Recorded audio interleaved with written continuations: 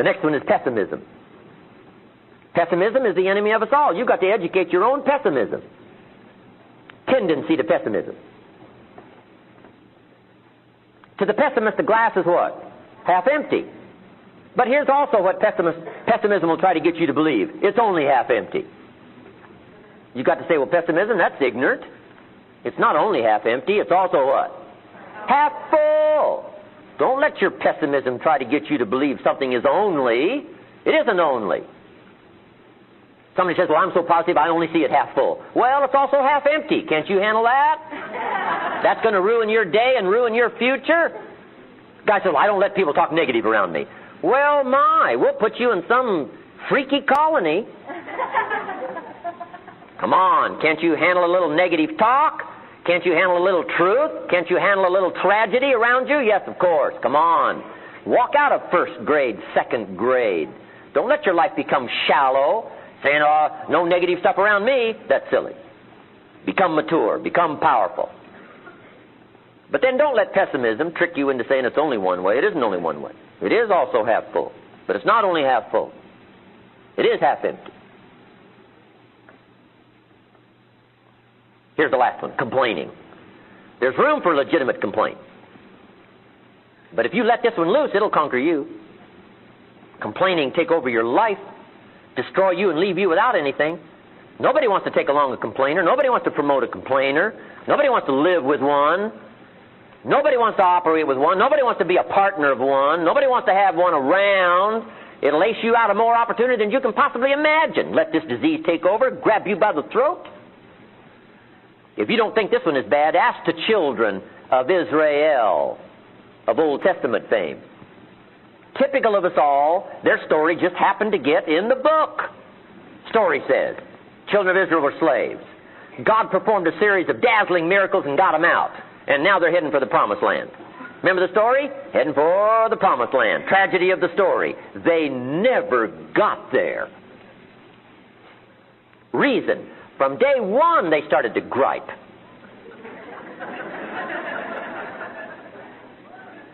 They griped about the food. They just got delivered from slavery, and now they're saying, this food's not all that hot. I mean, give us a break. How much can you take?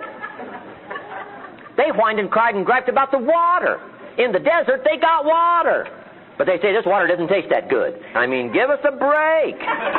They whined and cried and griped about the leadership that delivered them from slavery. Said, this leadership's not all that competent. I mean, give us a break. They whined and cried because it was too hot. It was too cold. It was too far. It was too difficult. It was too rocky. They whined and cried for years. Finally, God said, I've had it. Trip canceled. Over.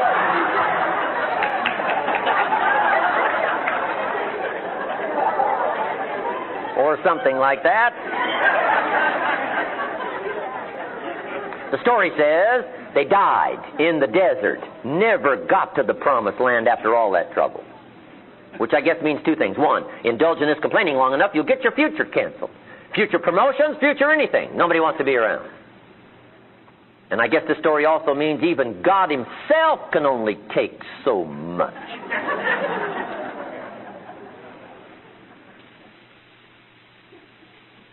Now, that's the negative side. Think negative when it's positive. Learn to hate evil. Love good. Hate tyranny. Love liberty. Learn to love health. Hate sickness.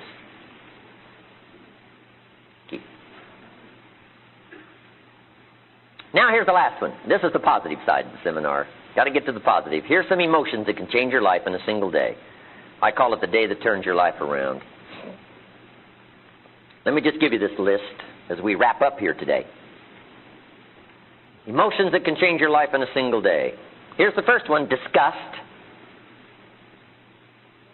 That's a powerful emotion, disgust. Disgust now is a negative emotion, but it can have a very positive effect. Disgust says, I've had it. What a glorious day that could be. The day you've had it. You say, I've been on my knees for the last time. What a glorious day that could be. Enough is enough. No more. Powerful day. Even if it's a negative day. I met a beautiful, sophisticated, superstar lady in New York. She worked for this jewelry company, very young. Vice president, made big money. This company brought me in to do some training, some seminars, classes. And I met this lady, extraordinary lady. Found out she never went to college, never went to university. I thought, whoa, how'd she get here? So I asked her a little bit about her story. I said, how'd you get here? No college, no university? This is tough New York. Vice president, big money, jewelry business. She said, well, let me tell you part of the story. She said, a few years ago, being a very young mother, she said, one day I asked my husband for $10. And he said, what for?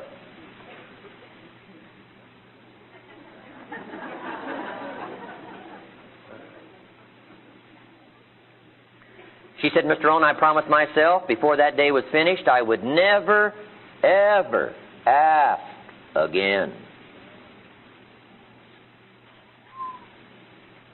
She said, I started looking for opportunity, found it. Started looking for the skills, the classes, found them. And she said, yes, now I am vice president.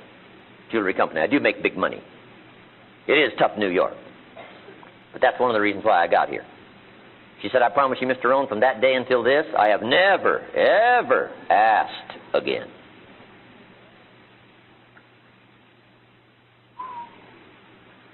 A powerful day. Here's the next one. Decision. What a powerful day that can be, decision making. If you went home today and in the next few days made a list of decisions that you ought to be making, make the easy ones fast. Set up some time schedule to learn all that's necessary to learn, make the rest of the decisions. I'm telling you, it could be one of the glorious days of your life, the day you decide. Powerful. Next is desire. Wanting to bad enough. Who can explain how that works? I don't know. All I know is some have got it. Enough desire to last for a lifetime. But here's what I also know. Sometimes desire waits and sleeps, waiting for something to happen. And who knows what the happening may be. Maybe it's the next sermon. Somebody wakes up. Maybe it's the next seminar like this. Maybe it's a book. Maybe it's a song, the lyrics. Maybe it's a movie, the dialogue. Maybe it's a life experience. Maybe it's the conversation with a friend who finally levels with you. Maybe it's the confrontation from an enemy. Who knows what it might be? Suddenly, desires awaken that can last for a lifetime. Sometimes from the bitterest experience comes the greatest awakening. So here's the clue on desire. Welcome all life experiences. We get into more detail in this in the weekend seminar. Let life touch you. Don't let it kill you, but at least let it touch you. The next touch could open up the well springs you'll never lack for desire for the rest of your life. From shortly after the time I met my teacher, Mr. Shope, at age 25, no one's ever had to say to me all these years, when are you going to get going? Nobody's ever said that to me all these years. I've heard, when are you going to slow down? You're going to have a heart attack and die. You can't keep up this kind of calendar. But nobody's ever said to me, when are you going to get going? I'm asking you to keep searching for life experiences until you find one that lights your fires, until you will never lack for desire for the rest of your life. And nobody will ever have to say to you the rest of your life, when are you going to get off the couch? Clue.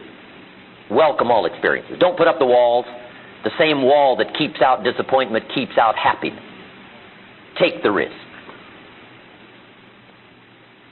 And here's the last emotion that can change your life in a single day. It's called resolve. Resolve says, I will. Two of the most powerful words in the language. I gave you the formula for disaster. Could, should, don't. Here's the formula for fortune. Should, could, will. I will. I should. I can, and I will. Two of the most powerful words in the language. I will. Benjamin Disraeli once said, nothing can resist a human will that will stake even its existence on its purpose. I'll do it or die. What a powerful set of words. The man says, I will climb the mountain. They've told me it's too high, it's too far, it's too difficult, it's too rocky, it's never been done before. The man says, hey, it's my mountain, I'll climb it.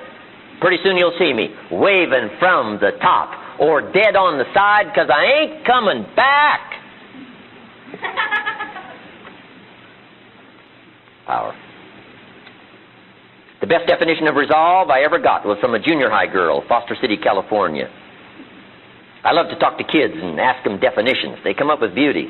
I got to this word and I said to the kids, who can tell me what resolve means? Some didn't know and some tried. It was interesting.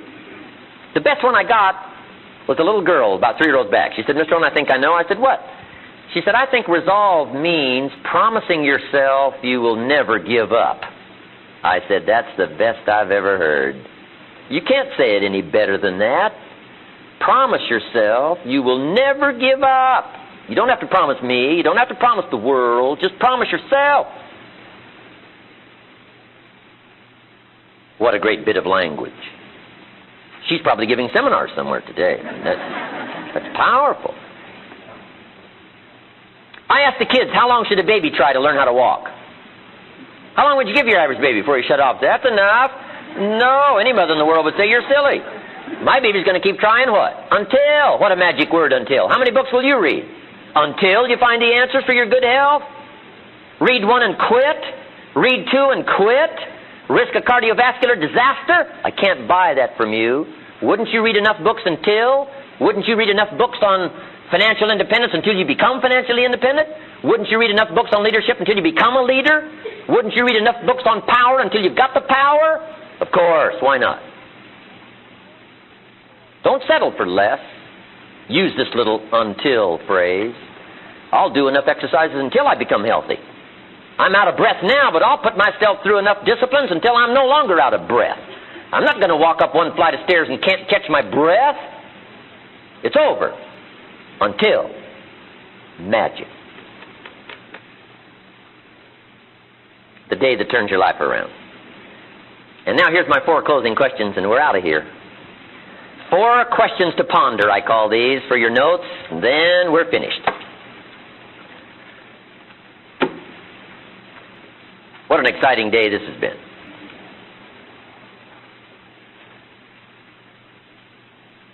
Looking forward to coming back. I think right to this very room, right, next time. If you can possibly get here, love to have you. Okay, just jot down these 4 questions now, and this wraps up our seminar. We'll get you on your way. Beat the traffic. Here's the first question, why? One of life's most important questions, why? Kids are always saying what? Why? Good question. What an extraordinary time sometimes to teach when someone says why.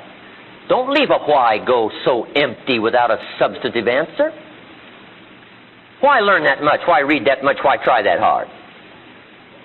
Why not spend all the money when you're a child? You're only a child once. What? You got to answer these whys. Why? You got to come up with some whys. Here's what we teach in leadership. When the why gets powerful, the how gets easy. Why? If you come up with enough reasons, you can revolutionize your life. Short on reasons? I'm telling you, you're short on answers. If you get enough reasons, it'll drive you to find the books and find the answers and take the classes and set up the disciplines and do everything that's necessary. If you got enough reasons, that's what the why is, reasons aplenty. Now here's one of the best answers to why. Second question, why not? What else have you got to do while you're here? Why not see how far you can go, how many skills you can develop, how much money you can earn, how much you can share? Why not see how much enterprise you can get involved in, how many sales you can make, how many promotions you can get, how many friends you can make, how valuable you can become to your family? Why not see what all you can do and see all you can see and go wherever you can go and do all the things you can possibly do and live an extraordinary life? Why not? Hey, you got to stay here till you go. I mean, what else are you going to do? Just hang on until the bitter end? Come on. Why not see it all? Why not have it all? Why not do it all? Why not engage as many things as you can possibly can to test all of your possibilities and all of your equities of life and heart and spirit and soul? Why not? Now here's one of the most important questions from me to you, individually if I had a chance, but I have to do it collectively, but I want you to take this individually. I came from my house today and left my family to come spend time with you and your family today to ask you this most important question that's important to me, and here it is, number 3. Why not you? I'm a farm boy from Idaho, raised in obscurity. I was broke at 25 and embarrassed in front of my family. My family knew about the creditor saying, we're going to come get your car. What kind of a father's that?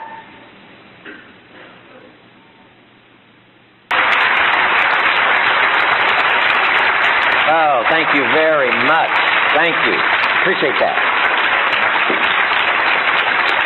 Thank you.